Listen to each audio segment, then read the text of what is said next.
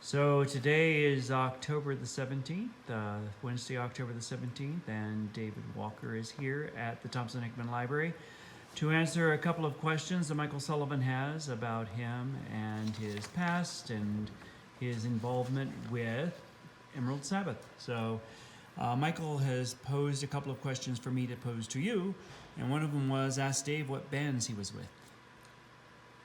What bands I was with? Uh-huh. It was a band called the Red Caps with me and my twin brother. And we weren't the originators of the band either. We were asked to join by another couple of brothers named Roy and Ronnie Brown. And that was the first band. And actually we went from playing like youth clubs and weird crappy little places up in the Midlands to, making records for Decca and doing Thank You Lucky Stars and all that crap on TV. That was the first real band, the Red Caps. The Red Caps. Then what followed after that? After the Red Caps, I kind of disappeared for a few years, and I ain't going to talk about it. When I came back, I went into a little band in a nightclub in Birmingham that my twin brother was managing. Band, we called it Beckett, and these nightclubs, they wanted, kind of Archie's bubblegum music, and we were playing like Doors stuff and all that. And we were very popular amongst a very small group of people. And then there's a band in Birmingham called the Idle Race, and one of the members of that band was Jeff Lynne, who went on to do ELO, along with, and Bev Bevan played, I think, with Jeff. And where was I? Yeah, so Jeff was leaving, and so they replaced Jeff with a guitar player named Mick Hopkins and me. And I made a record with them. Actually, our manager for a time was Sharon Arden's dad, was Sharon Osbourne's dad, Don Arden. So there's a connection. We're all Birmingham weirdos and stuff. And anyway, I worked with them for a while. We made a record, and then I went to jam one night at a reunion thing at a place called the Belfry. It's a famous golf course now near Sutton Coldfield. And the band me and my brother had, the Red Caps, we were all scattered and stuff, and all these other Birmingham bands were there, and they all reformed and they'd gone through the old repertoire. And I was up there with John Bonham from Led Zeppelin, and a guy, Roger Hill, the late Roger Hill, who played with later on with Fairport Convention and stuff, and Stan Webb from Chicken Shack. And we said, well, we ain't got a band, let's just put one together and jam, for this thing. So we did, and I remember somebody saying, oh, we haven't rehearsed anything. And I remember John Bonham saying, I'll show you how to rehearse. And he sent his roadie off to get us 2 pints apiece, beer. And we went up there, and at the time, Stan was managed by Savoy Brown's manager. They were looking for a singer. And it was, me being in the right place at the right time, I guess. They got in touch with me. I went down to London, I auditioned, and it was a touch and go because I got really bad laryngitis when I went for the audition. I wasn't singing well.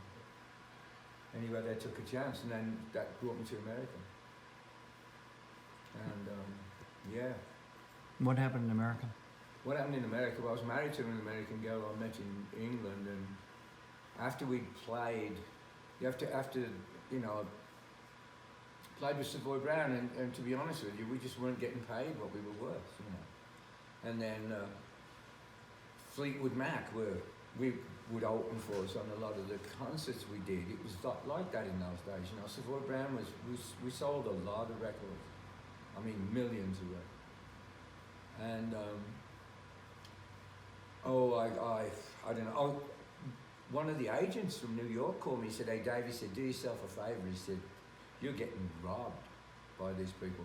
And as it happened at the time, Fleetwood Mac, who'd been touring with us a lot, Danny Kirwan, the late Danny Kirwan, was leaving the band, and supposedly the late Bob Welch was leaving the band. And guess who they called as a singer? And that was me, and that's how the Fleetwood Mac thing happened.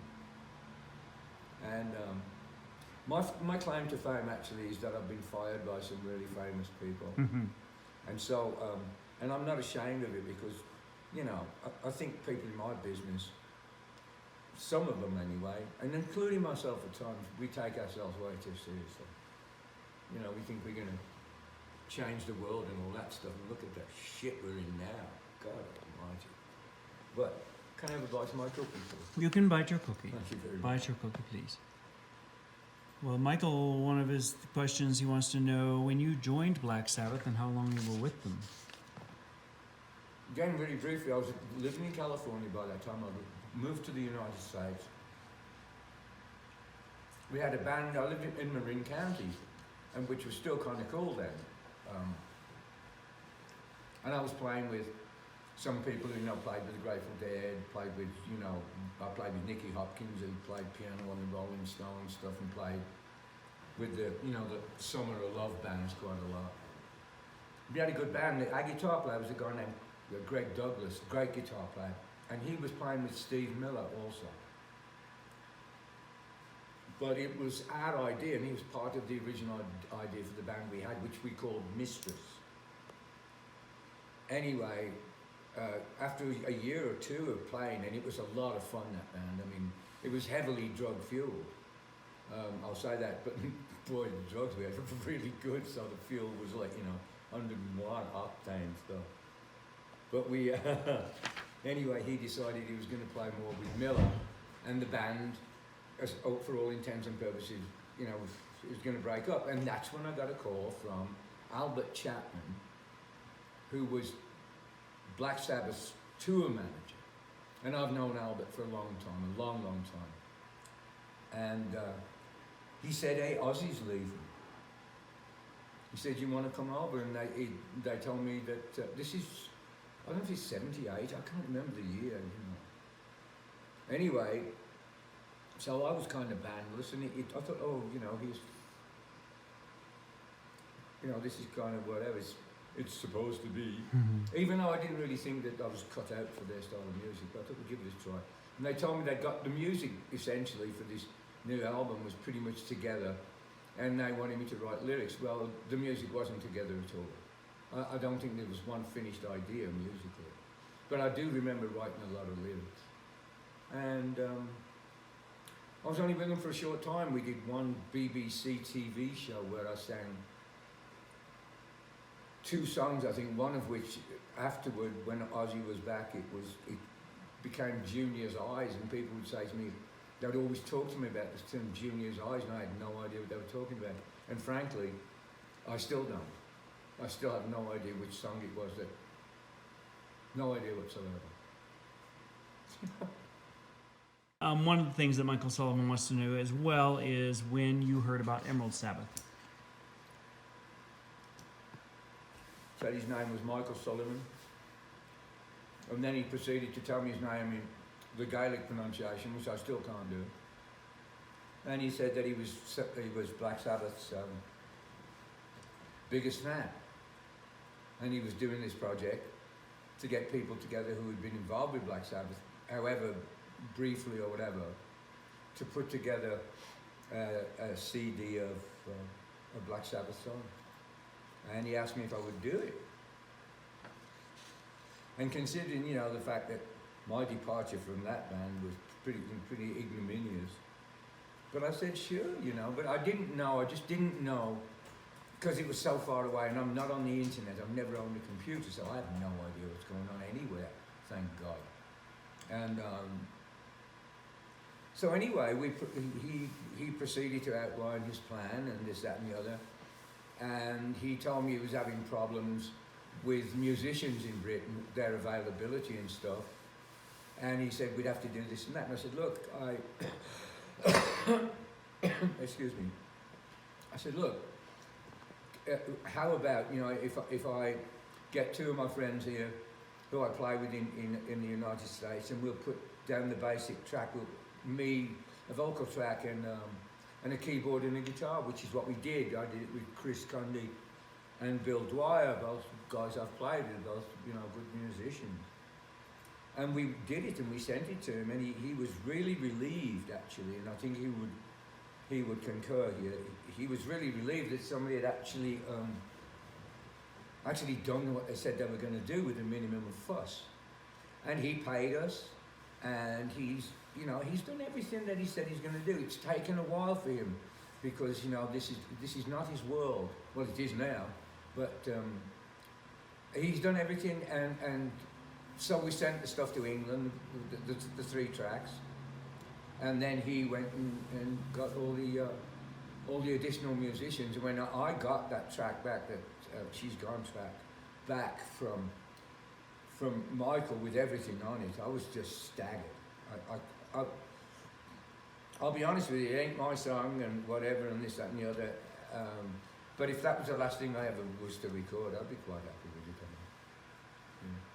Well, that sort of answers the next question you had, which is which track you're doing, which is She's Gone. Yeah, She's Gone. Right, by Ozzy Osbourne. And what you think of the project, you pretty much answered that too, as far as the idea of the concept. Well, I think it's really interesting, and I think and this might be important to, you know, for the band, by all intents and purposes, Black Sabbath has broken up. And if I were a Black Sabbath fan, even if I were, you know, no matter for or against anybody else singing their stuff, I'd be interested to listen to this. To the Emerald Sabbath project. And Michael also wanted to know if you're doing anything more for Emerald Sabbath. Are you going to sing Solitude? If he asks me, I'll do it. You know, I mean, it's been a drawn-out process, but and I've never met Michael, but it's been a real joy, you know, to be involved in something, and he's so energetic, and it's very inspiring. And the next question, sort of naturally follows: are you thinking about singing live for Emerald Sabbath? Yeah, for a lot of money. Yay! I don't know. Yeah, I mean, that's what makes it all make sense to me. You know, always has. Not being in the studio. I never liked studios much, actually. Is live performance. It would depend. You know, it depends on just you know, my age for a start. It's a little daunting for me to think about getting on a plane and flying across, you know, a continent and an ocean these days. But, it would be kind of nice if it was. I mean, it could be fantastic, actually. So if we had a big concert in Britain or something, which is kind of looking at, I think that obviously would be attractive, because I haven't been back to England since my mum died, which has been 12 years ago. Would it be in your hometown of Birmingham? Well, you know, it's Black Sabbath's town. I'm from Walsall, 10 miles away, right. So I'm not, you know, a Brummie, as they call Birmingham. It's Black Sabbath's town, and I think with, in respect and with respect to them, I couldn't see this project doing it anywhere else, frankly. Okay. And Michael wanted to make sure we mention it's Michael Sullivan, and he's from Castletownbere in West Cork, Ireland. So That's we've right. got you, Yeah, Michael. and from the home of one of my favourite people ever, because I've toured with him a lot, and a great guitar player, the late Rory Gallagher.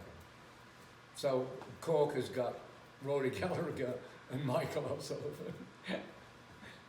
Anything else you would like to add? Anything else I'd like to add? I don't know. You know, it's going to be. I already did an internet interview online the other day with some guy from Minnesota concerning this, and so I think Michael said there's a release date of January the 20th or something, and I'm going to be a little bit busier answering the phone and stuff, I guess. So I'll be busy with this for the foreseeable future.